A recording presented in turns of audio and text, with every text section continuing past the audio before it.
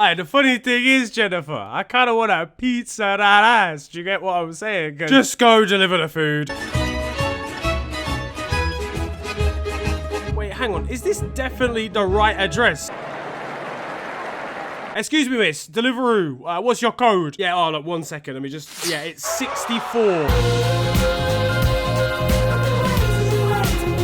Yo guys, it is your boy Earnin here, and you are watching FTW. This of course is the series where I bring to you the best and more frequently the worst of what football has to offer during the last 7 days. But what's been kicking off in the world this week? Well, in the UK, and there's a national emergency. A heat wave. Alright, this is it, people. Let's move. Let's go, go, go, go. Britain is sweatier than Suella Braverman's middle toe. Ice Cube stocks are up 786%. I'm rubbing white sun cream on my face to stop the burn.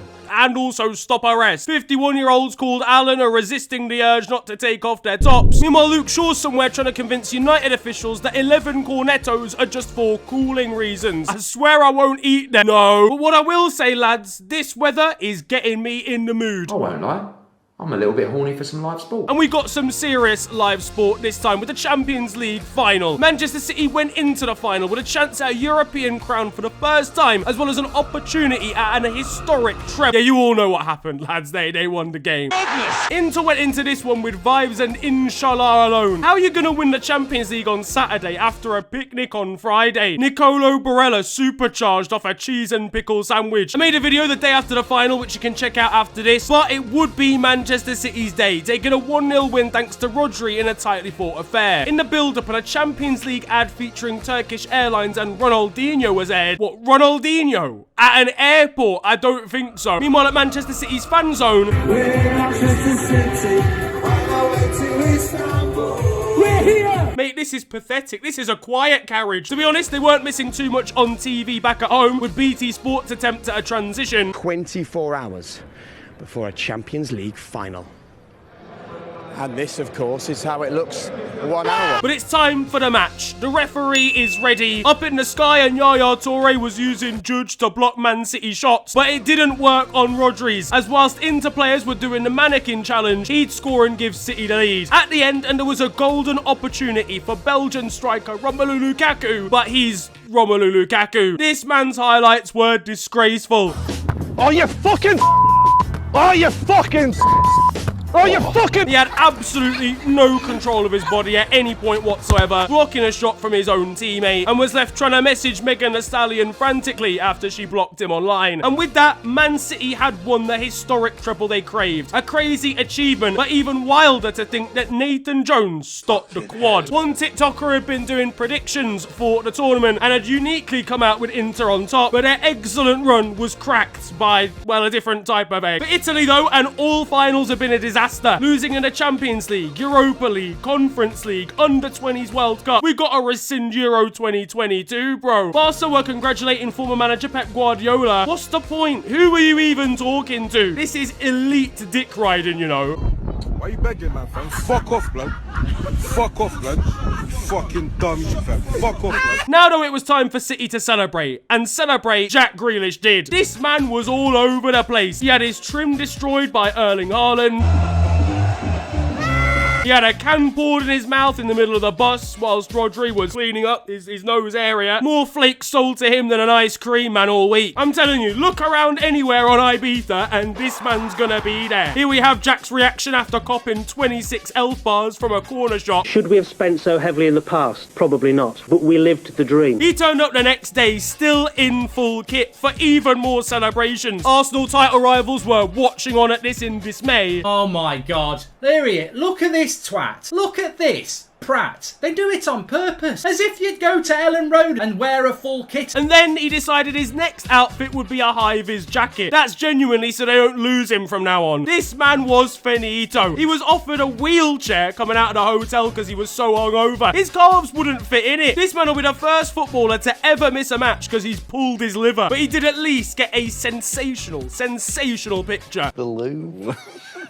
Honestly, the new Hangover film just slapped the Man City team in as the cast. Edison was caught in HD taking snus. Meanwhile, Julian Alvarez is fed up with Sergio Aguero asking to hold his medals for the season. Please, please, please, fuck right off. But not everyone was handling the alcohol well. Ruben Diaz doesn't drink, apparently, had 2 shots and vomited all over Jack Grealish's bag. He was not too pleased, fishing sweet corn out of it. Hey, what's my Gucci bag? Fucking hell. And the Man City PR team, well, they had to explain why Phil Foden was not at England international duty through Sambuca poisoning. Feels very strange indeed sitting here without Phil. I imagine that you might have been feeling a lot like I have. Troubled, let down. What a season for Man City though. Premier League, Champions League, FA Cup, recreating that treble win of United's back in 1999, right? I mean, Julian Alvarez's trophy cabinet as a World Cup, Premier League, Champions League, FA Cup, Copa Libertadores and NBA MVP in it. But was it all legal? Secret ingredient is crime. Ultimately, if Man City are found to have been guilty of these UEFA breaches, they have cheated the treble. And over 100 breaches, I mean, one of them's got to be factual, surely. They'll be thrown out of court for saying that Ilkay Gundogan was actually signed on a free, and Romelu Lukaku will at least be able to show off a belated Champions League title in Meg's DMs in 2033. Woof, a monster segment there. I hope nothing else crazy's happened this week. Mbappe, Mbappe, Mbappe, da. Kylian Mbappe has done it again, as rumours he's not triggered his extension at PSG are now rife, and there's once more interest from Real Madrid. Ironically, there's no real chance of this happening. We've been here before. This man is fake shot in his own football club. He's dropped the shoulder on Fabrizio Romano. You know what?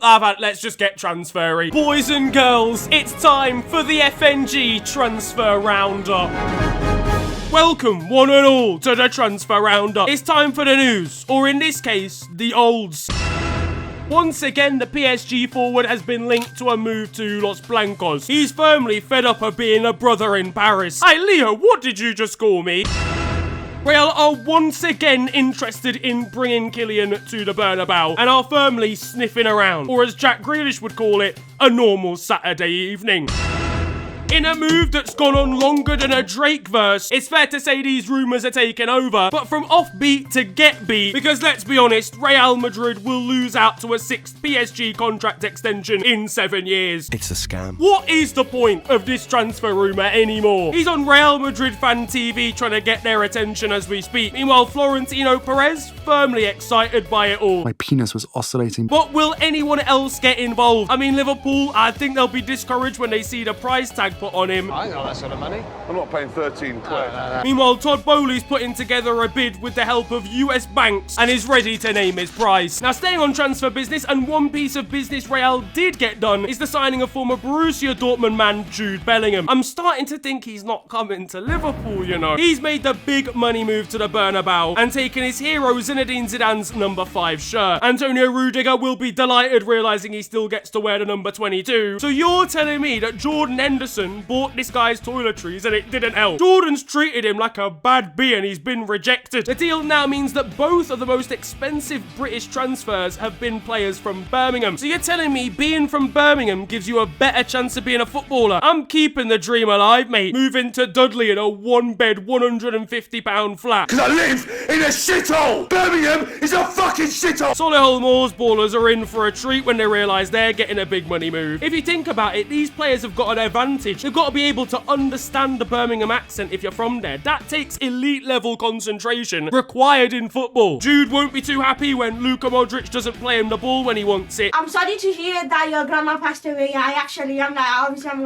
gonna be upset about that, yeah. And he said a big factor in the move was the Champions League final where Real beat Liverpool. So you're telling me Naby Keita's shot was the reason he's gone? It probably hit him, for God's sake. And on the same day, Jude's little brother Job left Birmingham for Sunderland. A good signing and an upward step once again, and Birmingham are ready to retire the number 27 as we speak. Both signing on the same day. Imagine being their parents. Their mum, her DNA has AstroTurf in it. Confirmed. Now, one video that went viral this week showed Selena Gomez giving motivation at 5-a-side. I'm single! I'm just a little high maintenance. But I love you so much. Listen, if me and the lads hear this from the sidelines, we're going crazy. I'm running to celebrate in front of her after the ball's bounced off my shin and gone in the bottom corner. I don't care if we only have 5 players. Sub me off. I need to talk to her. I'm going to be there at full time, telling her about my legendary FIFA 13 career mode save, convincing her of my recent Sunday League performances. What a night they've had in Plymouth. And then Stoke.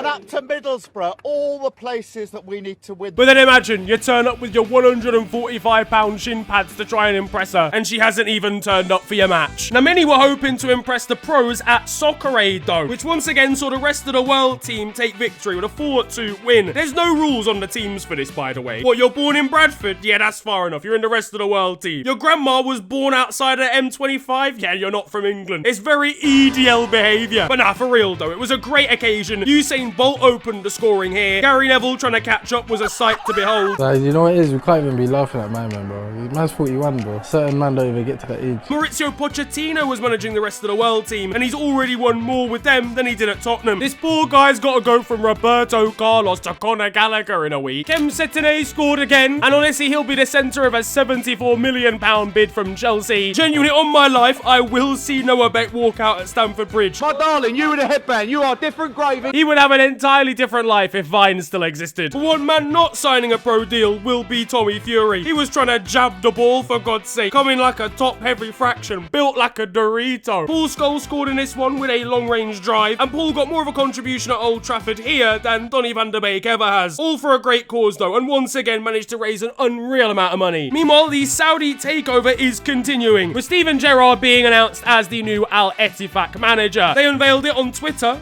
through the use of Photoshop. Steven's gonna be gassed when he realises that 6.7 million is about to drop in his Santander account. Bosh, amazing, sick, great. Fantastic. But it does seem like a bit of a culture clash. Imagine Stevie trying to pronounce Saudi names. Internazionale. Would you like to face them in the semi-final? I didn't understand. Can you repeat, please? Sorry. They have the same problem in the studio. Sorry. Here we have him being asked whether he actually knows more than 2 Saudi Pro League players.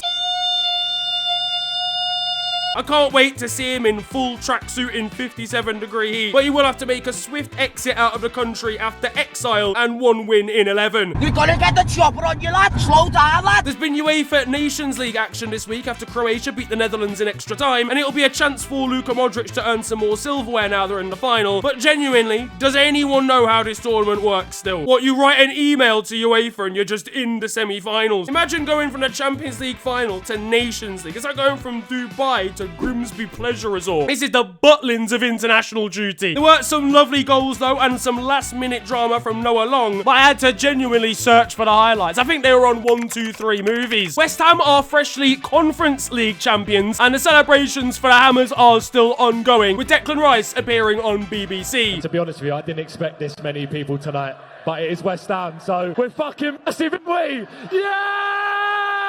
Danny Dyer was asked for his opinion on the chant involving Jared Bowen and his daughter, and he was very diplomatic and romantic about the situation. I think there's a bit of romance in it.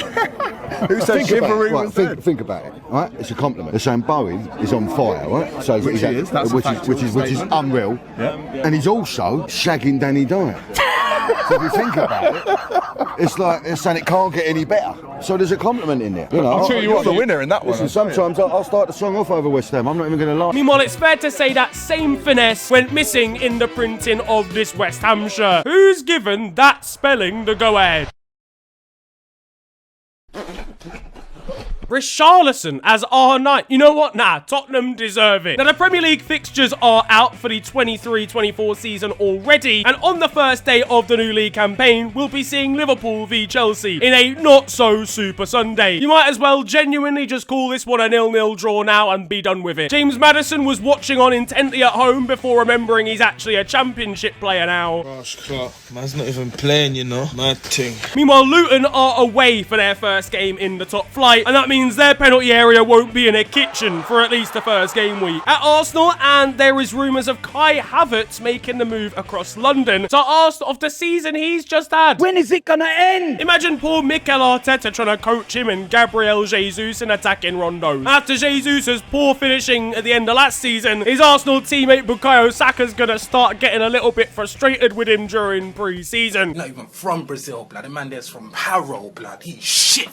fucking hate him. Now, on the topic of the Gunners, and Alexander Zinchenko was interviewed this week and called for Russian and Belarusian players to be banned from world football, especially UEFA and FIFA competitions. And tensions will be high when he realizes that Kulusevski is a slightly Russian name in the North London derby. But it kind of seems harsh, if I'm honest. I completely understand the sentiment of it, but it's not Russian players' fault that this war is happening. It kind of punishes the wrong people. Russian teams already aren't allowed in UEFA competition, but it'll be interesting to see Arsenal's stance on this, given how they ostracized Mesut Ozil for making political statements a few years ago. Elsewhere, and one man in a supermarket believes that he's Marcus Rashford's dad. Rashi, now I'm telling you, I am your father, okay? This thing has been going on for too long. You can say what you want to say about Melanie this and Melanie that. I have to tell you the truth. So I am doing this not because of money. Again, I repeat, not money. It's you I want. We've got live scenes of Marcus when this man turns up to Old Trafford claiming to be his father. You're not my dad. You also hear something ugly ass fucking. There's the news that Naby Keita has left Liverpool on a free transfer to join Werder Bremen in the Bundesliga. I wish him all the best. He's one of my favourite players, even if it didn't work out for him here. But genuinely, who in God's name conducted the medical for this geezer? Meanwhile, on CBS, and Kate Abdo has been handed a new 4-year deal at the TV network, following on from the success of their Champions League coverage. Thierry Henry is delighted with this news. Now in Italy, and what a story for Cagliari, who were 14th in Serie B when Claudio Ranieri took over, and the man who delivered the ultimate fairy tale to Leicester delivered one here to Cagliari too, with a last-minute goal to send them up to Serie A the first time of asking. All of this despite their opponents Bari physically bringing a bus onto the pitch. I didn't know you could rent out Jose Mourinho for the day. Meanwhile, on loan Spezia midfielder Ethan Ampadu has now been relegated for 3 straight seasons after having the same fate at Sheffield United and Venezia. And where does he go back to after his loan ends?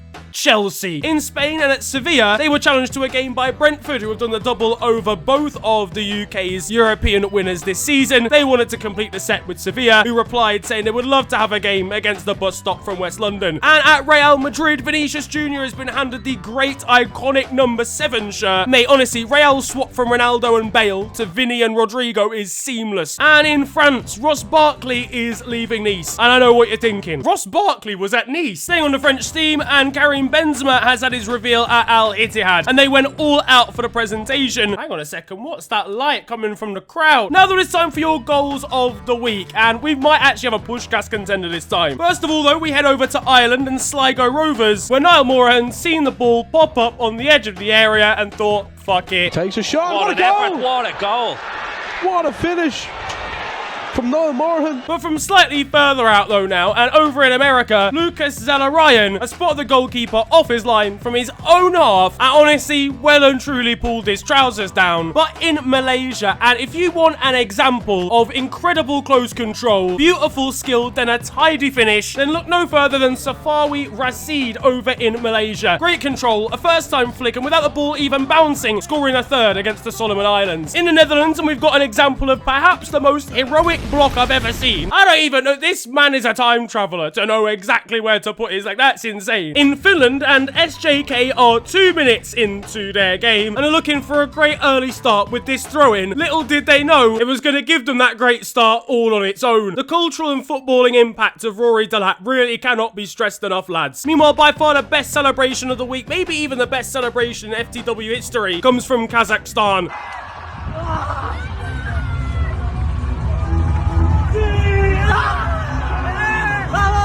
Hello all, and welcome to The Beautiful Game, the segment where we take a look at the poetic and brilliant side of the game that we love. We are back by popular demand for yet more glorious beauty.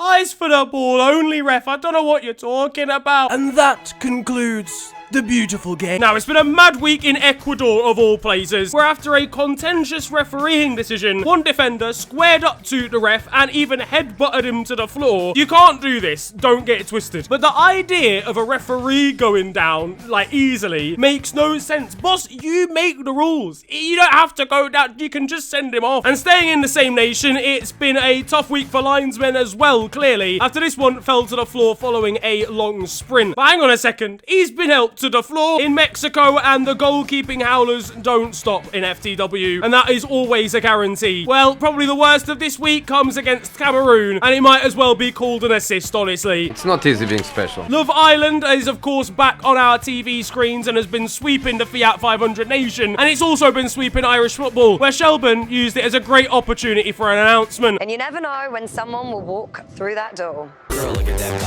In the women's game now, and this trophy lift has been explosive for the trophy. In a Copa Libertadores, and they are real advocates of a cheeky finger.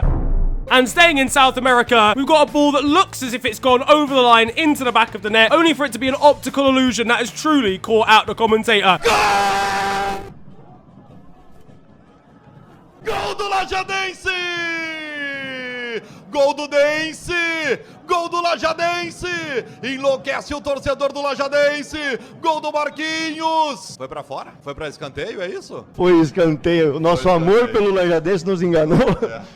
Vamos fazer agora. Yeah, you see, it bounced just over the bar, then hit a pole behind and made it look like it had hit the back of the net. But to be honest, I thought it went in too. If it was me, I would just give it. Anyway, just for the sake of it. Now there is time for the moment you've all been waiting for, because over in Romania, just like most other countries in the world, the domestic campaign is now well and truly over in Romania, and they are going to have to find other ways to entertain themselves. So how about coming up with a new sport? Tram football. Yeah, look, listen, I don't know what the motives were for completing this sport, but they decided to drive a few trams into some inflatable balls and just see what happened. I guess you could call it tram bowling, tram football, tramadol, because go for an aerial challenge here and you're gonna have a big old headache. Now over in Mongolia, and we've got one hell of a defensive mix-up here, where said defenders accidentally touch the ball, realizes he doesn't want it to go out for a corner, but instead creates a result drastically worse than he could have ever imagined. You've seen a defensive howler, now it's time to throw it back to the good old goalkeepers to let them once again take over when it comes to howlers. As over in Japan, look, listen, you've collected the ball, just lump it clear, you don't need to do anything special.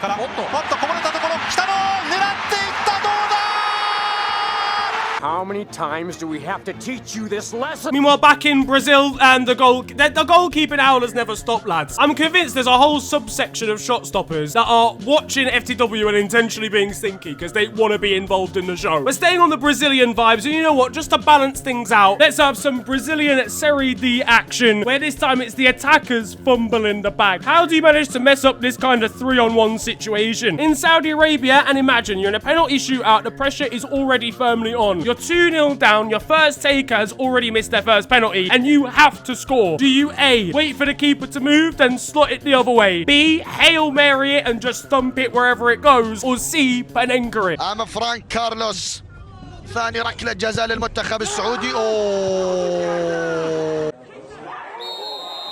Now there is time for Still 0-0, and you guys know the score by now. This is a segment of the show where I bring to the best of Sunday League and amateur football. And one thing we've seen in this segment relentlessly is relentless tackles. Shin snappers, high boots, and red cards all over the place. So why not take it a step further? Don't even try and get the ball. Just go about starting a UFC career. I wouldn't say this is a red card. I would say this is 3 months in prison. On to the weird stuff though now. Over in the Middle East, and there's the curious tale of Pitso Mosimane, a former South African footballer and now manager. He's managed some clubs in South Africa, as you would imagine, but also, as I mentioned, in the Middle East. Back on the 13th of June, 2022, he left his role at Al Ahly in Egypt. A year later, on the exact same day, and he's left his role at Saudi Arabian side Al Ahly. I don't know what it is about a club with that name, but this man is not keen. In San Marino, and they are adding their youth squad to the domestic league campaign. There's currently only 15 teams in San Marino, which is kind of an awkward number, really, to have across a campaign. So they are adding a 16th team, and it is San San Marino Academy, which basically doubles as their under-21 team for the national side. Don't know if it's an attempt to make international football better for San Marino and end that losing run they've been on for